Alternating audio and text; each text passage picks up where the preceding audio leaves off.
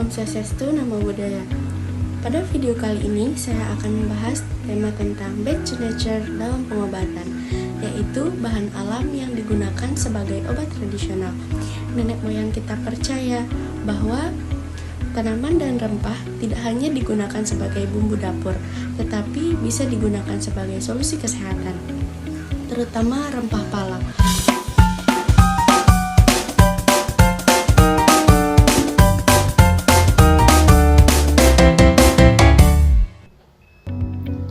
Pala merupakan rempah Nusantara yang telah digunakan secara turun-temurun sebagai obat alami, khususnya gangguan pencernaan yang telah didukung oleh penelitian ilmiah.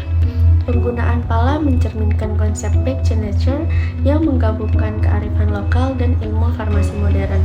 Sejak zaman dahulu, pala dipercaya sebagai obat alami untuk mengatasi gangguan pencernaan, diare, perut kembung, masuk angin, dan penenang alami. Di dalam pengobatan tradisional Nusantara, rebusan pala atau pala bubuk sering digunakan untuk meredakan sakit perut, untuk menenangkan tubuh, terutama pada orang lansia dan dewasa. Pengenalan bahan alami. Nama lokal yang sering kita sebut adalah pala, adapun nama ilmiahnya itu Myristica fragrans, dan klasifikasi tanaman pala dan morfologi tanaman pala. Pohon berkayu dengan tinggi hingga 10-20 meter, daun lonjong berwarna hijau tua, buah bulat berwarna kuning saat matang, dan biji pala berwarna coklat dan mempunyai aroma khas. Pala mengandung banyak senyawa aktif, di antara lain senyawa-senyawa ini berperan dalam aktivitas anti-diare, antispasmodik, antimikroba, dan sedatif ringan. Adapun cara penggunaan dengan tradisional yaitu pala ditumbuk halus dan diseduh dengan air hangat, lalu dicampurkan dengan madu atau gula aren, lalu diminum untuk meredakan diare atau perut kembung. Adapun juga dengan cara pala dioreskan ke perut untuk meredakan masuk angin.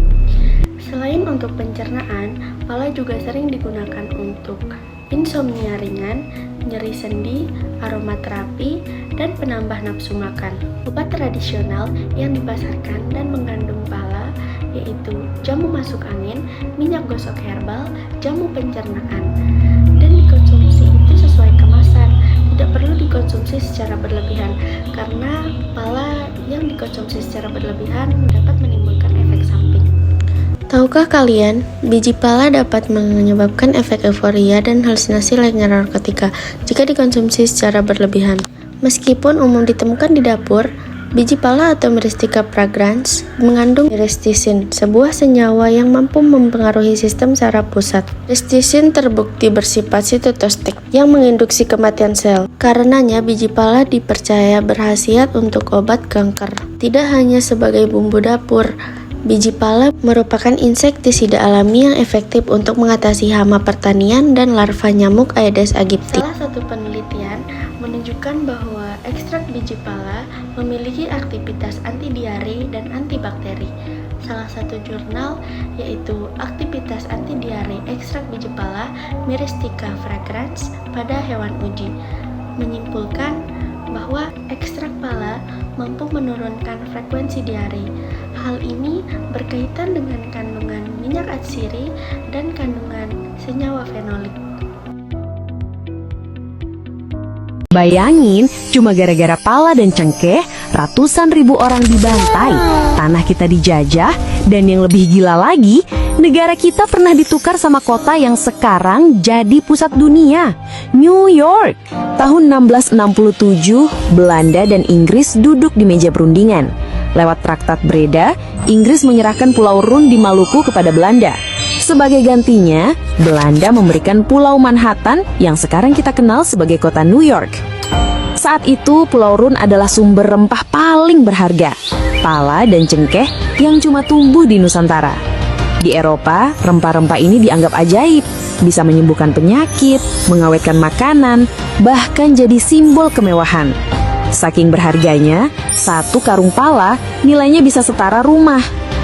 Jadi kalau dipikir-pikir, Indonesia, lebih tepatnya Maluku dulu, lebih berharga daripada seluruh Amerika Utara.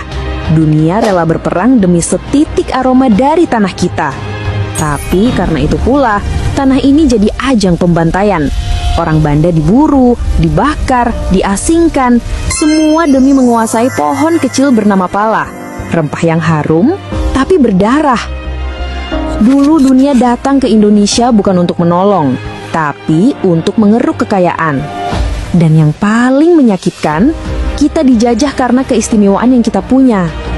Sekarang ketika dunia sudah lupa wangi rempah kita, jangan sampai kita pun lupa betapa berharganya negeri ini.